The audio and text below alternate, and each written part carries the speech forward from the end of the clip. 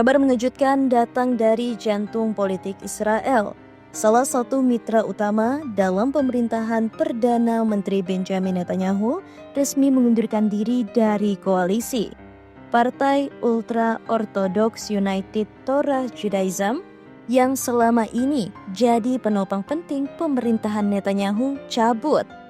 Apa dampaknya?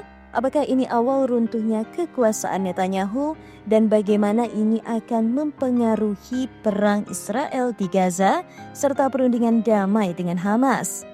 Simak selengkapnya karena ini bukan sekedar drama politik, tapi potensi krisis pemerintahan paling serius dalam sejarah Israel modern.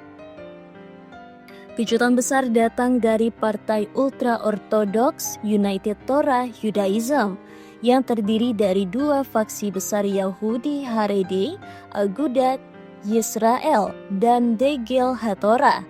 Mereka mengumumkan keluar dari koalisi Netanyahu karena satu hal, rancangan Undang-Undang Wajib Militer.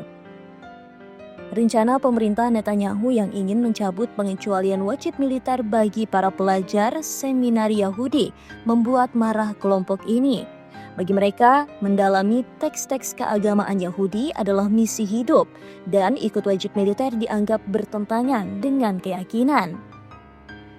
Degel HaTorah mengeluarkan pernyataan tegas. Pemerintah berulang kali melanggar komitmen untuk melindungi status pelajar seminari. Kami menyatakan pengunduran diri dari pemerintahan dan koalisi. Dan itu bukan gertakan. Mereka benar-benar keluar dan pengunduran diri akan berlaku dalam 48 jam. Keluar dari koalisi berarti Netanyahu kehilangan dukungan penting di parlemen. Tanpa United Torah Judaism, Netanyahu hanya punya mayoritas tipis. Artinya, setiap kebijakan bisa dengan mudah dibatalkan. Rancangan undang-undang bisa gagal lolos dan pemerintahannya bisa runtuh kapan saja. Dan yang lebih parah, Netanyahu kini bergantung pada dua partai sayap kanan ekstrim yang punya agenda politik sangat radikal. Dua partai yang tersisa dan kini sangat berpengaruh dalam partai-partai sayap kanan ekstrim yang menentang keras gencatan senjata dengan Hamas. Mereka bahkan pernah mengancam keluar dari koalisi, menolak penghentian perang di Gaza, mendesak Israel untuk melanjutkan operasi militer sampai Hamas dihapuskan total. Sekarang Netanyahu tak punya banyak pilihan, berdamai dengan tuntutan keras mereka atau kehilangan kekuasaan. Koalisi ini jadi bom waktu karena keseimbangannya sangat rapuh. Pengunduran diri United Torah Judaism terjadi saat perang Israel-Hamas memasuki bulan ke-21. Negosiasi damai yang dimediasi Qatar, Mesir, dan Amerika Serikat sedang berjalan. Hamas bersedia membebaskan sandera jika Israel mundur dari Gaza. Tapi sekarang dengan posisi Netanyahu yang makin lemah, gencatan senjata bisa gagal total. Sayap kanan ekstrim tentu menolak penarikan pasukan. Di sisi lain, kelompok Yahudi ultra-ortodoks yang biasanya anti perang juga sudah keluar dari pemerintahan. Artinya, tidak ada kekuatan di dalam koalisi Netanyahu yang mendukung damai.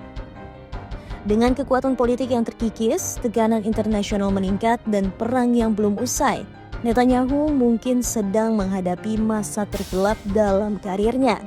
Dari dalam negeri, koalisi rapuh, tekanan dari ultra-ortodoks dan ekstremis.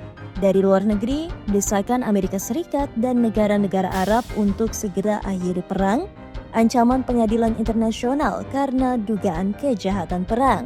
Netanyahu kini bukan lagi pengendali, ia justru terjebak antara dua kekuatan ekstrim dan itu sangat berbahaya. Jatuhnya salah satu pilar koalisi Netanyahu bisa jadi awal dari perubahan besar di Israel. Apakah pemerintahan ini akan bertahan? Ataukah ini pertanda bahwa era Netanyahu benar-benar akan berakhir? Yang jelas, politik Israel kini tengah berada di titik genting dan seluruh dunia sedang menyaksikan.